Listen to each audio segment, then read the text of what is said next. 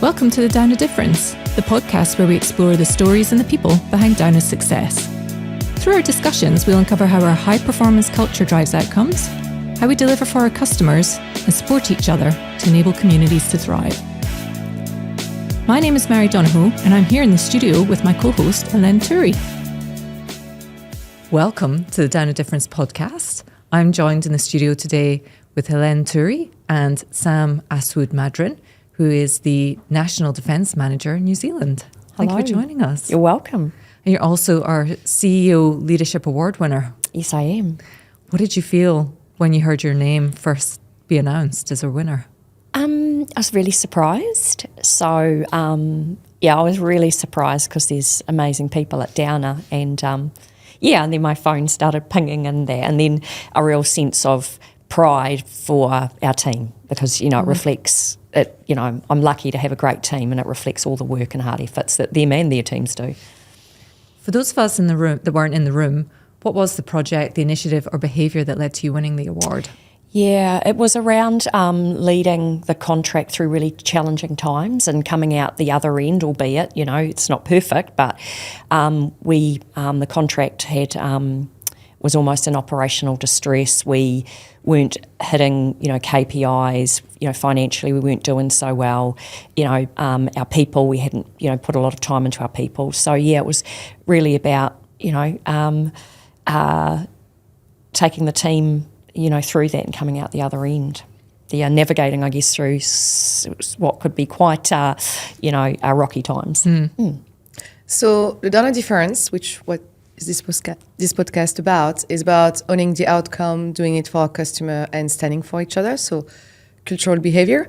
About the outcomes one, what is the toughest challenge that you faced, if you can talk about it, during this project, and how did you and the team actually push through it? Yeah. I think if I go back to initially when I was placed into the role, challenging times, and also we had a lot of IP leave the business. And so that was really tough. It was really, really tough. But, when people go, it creates opportunity, and we were able to rally the team around, get people in the right role so that we could then, get some traction. And was there a moment where it almost went wrong? And what did you learn from that?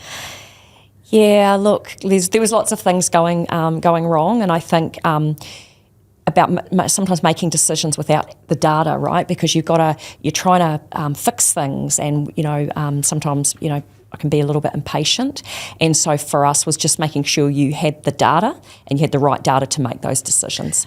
And by doing that, have you improved any process through this change or these times? Yeah, we've certainly improved our KPIs, our financial position. We've had an uplift in our employment engagement, which is great. We've certainly seen the rewards from that. What's your secret sauce?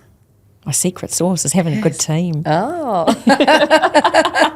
And we've got really, I always think in Downa we've got amazing people, and certainly on our contract we've got people that live and breathe it, and they are so committed to what they do.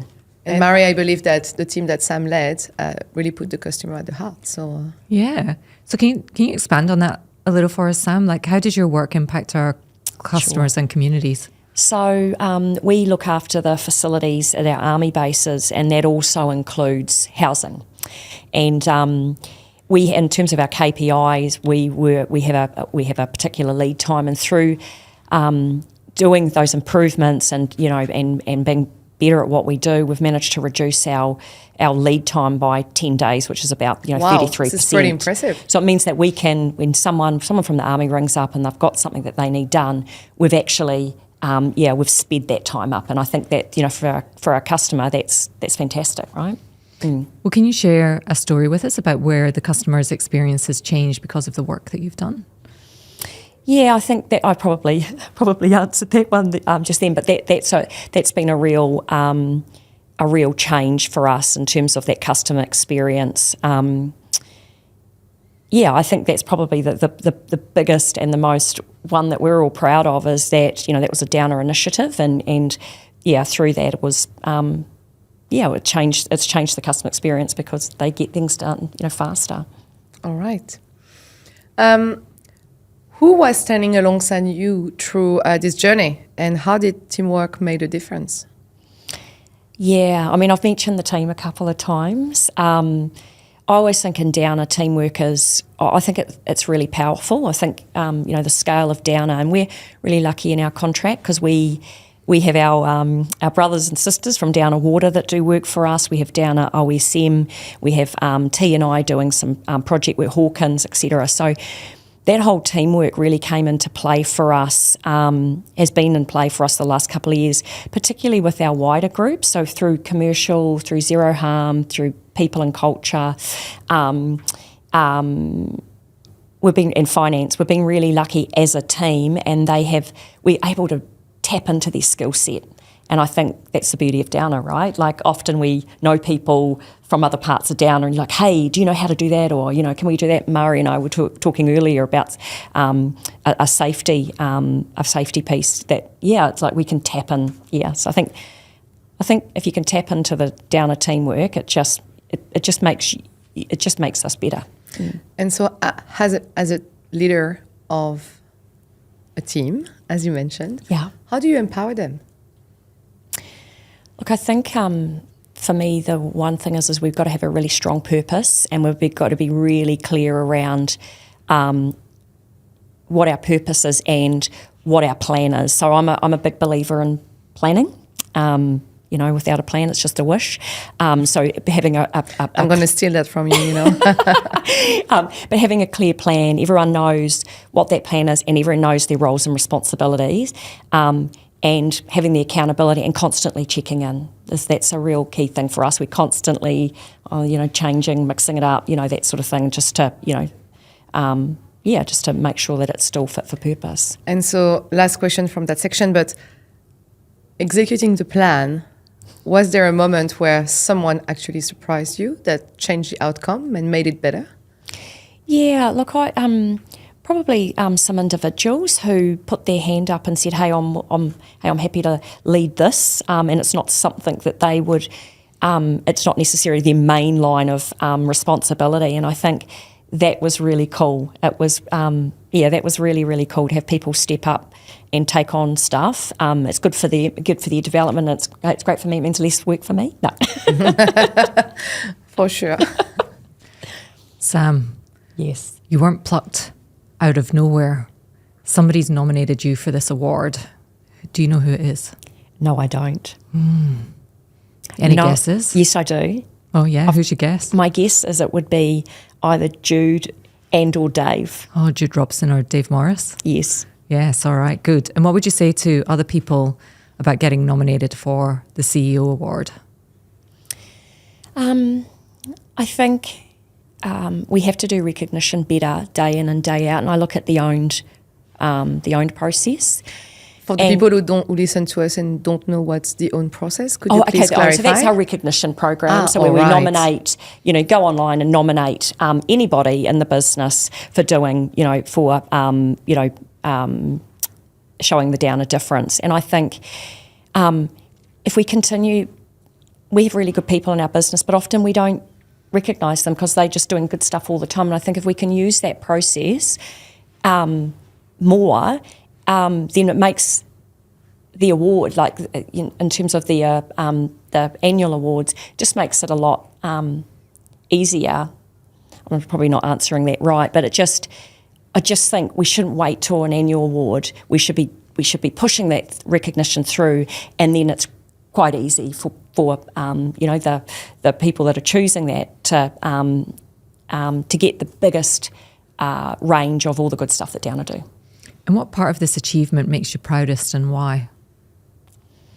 I think I'm really proud of, again, I say the team. I'm really proud of all of our people on our contract. We've had to navigate through change, and, at times, I've had to make some decisions that, are right for the business at the time. They're not easy, but, I've got, decisions need to be made. So I'm really, really proud of the team and their teams that have, that have been on that journey with us. Did you have to make any decisions that felt risky at the time but played out well long term? So we had, I mentioned earlier, were in sort of operational distress, and it needed some injection of people and assistance. And at that time, we had to, open up and let people come in, and that's really hard when you're leading a contract, because essentially, people are going to come and be like, oh, so you feel, you're probably opening yourself up to some criticism. And I remember at the time going, oh gosh, and the offer was just like, yeah, okay, and it's been really good. And I mentioned before about the wider teams. It's it's really, I think, formed our team with the functional groups. Yeah. There is a question that Mary loves asking, and I'm going to steal that from her today. Did you ever have a mentor? Have you been mentored? No. But I do have different people within Downer and even outside of Downer that I go to for particular things. So I feel like I've got a really good network that I can tap into. Yeah. All right.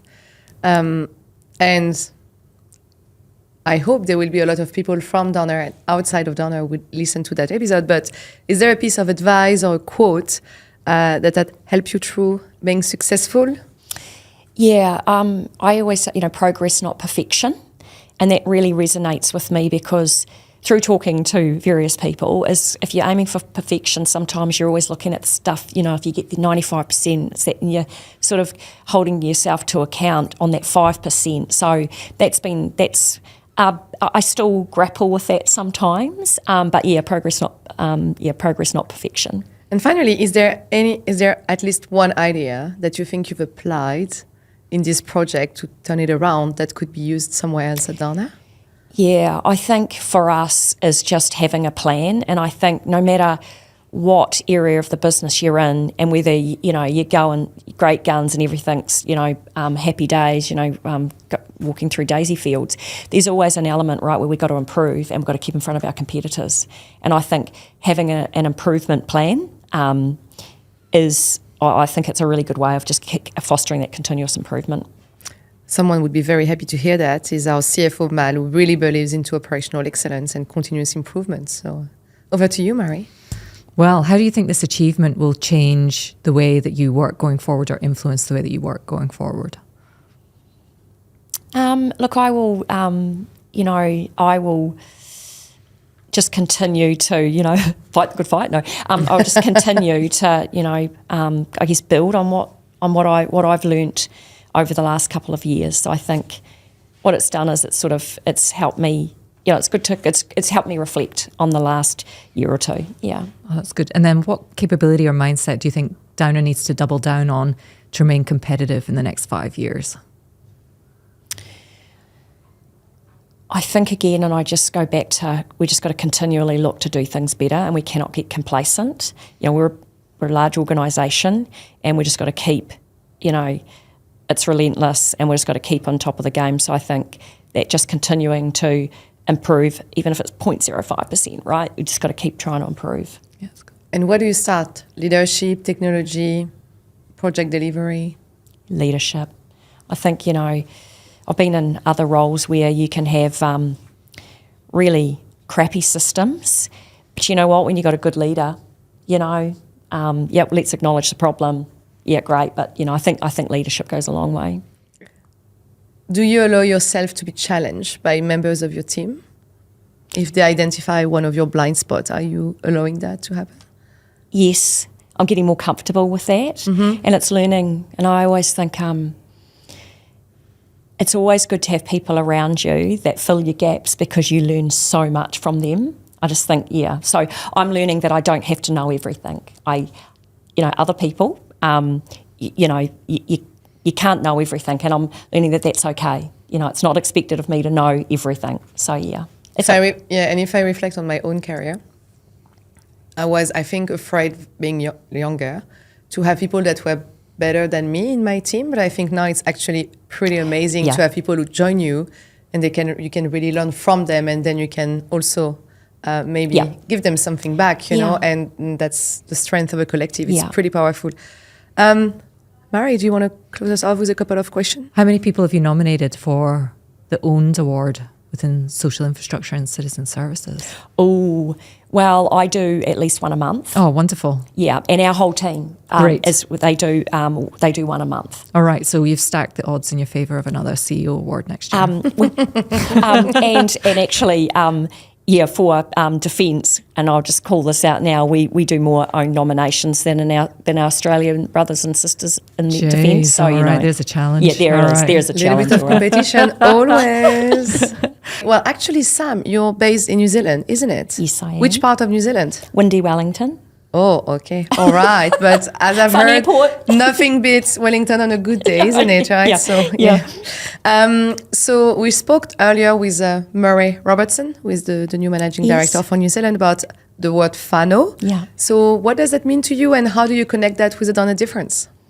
Yeah, well, whānau, it's obviously one of our values in our tikanga, and, we give a lot of time at Downer. We give a lot of time, and so it's really important that we give people time with their family, and also in our business too. We've got a lot of families working for us together, which is Sometimes we've got 2 or 3 generations, right? which is awesome. But I think it's again, it's part of our values, but it has to be at the forefront, right? Because that's what we're doing, what we do for, right? For our families, for other people's families. So yeah, whānau, it's just it's really, really important. All right. That was wonderful. Thank you very much, Sam, for joining us in the studio today. Thank you. Thank you very much. You're welcome. If you enjoyed today's episode, be sure to subscribe to the Downer Difference on Spotify or wherever you listen to your podcasts, and be sure to share it with your colleagues. The video version of this podcast is available on YouTube.